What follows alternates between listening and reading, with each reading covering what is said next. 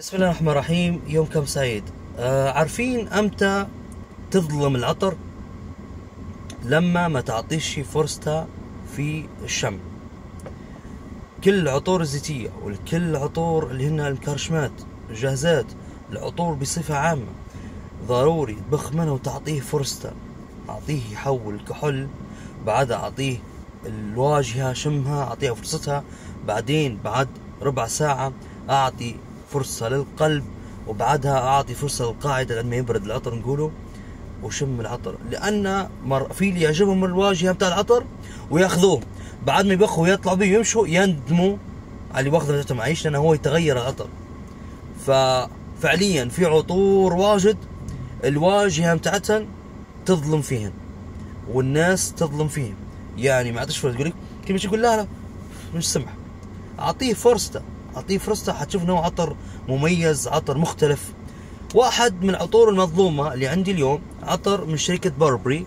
طبعا شركة بوربري شركة ملكية مكانها في لندن، معروفة طبعا بالازياء والاكسسوارات والعطور الفخمة، والحق انوف العطرية والمصممين عندها معروفين يعني.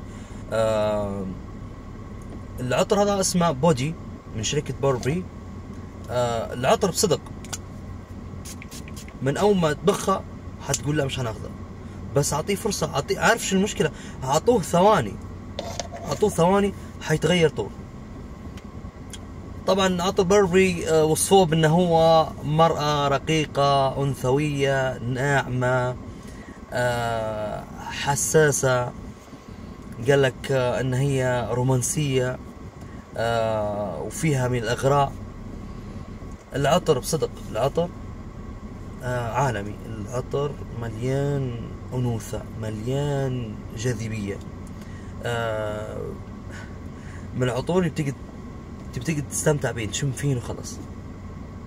ننصحكم جربوا عطر بوربي بودي، واي عطر اي عطر اعطوه فرصته. زي العطر هذا، زي العطر بجديات مظلوم. في عطور واجد عشان مش واعطينهن وقتهن. يعني انا العطر ما نبخش فيه، بس نستمتع به. بوربي بودي يعطيك شعور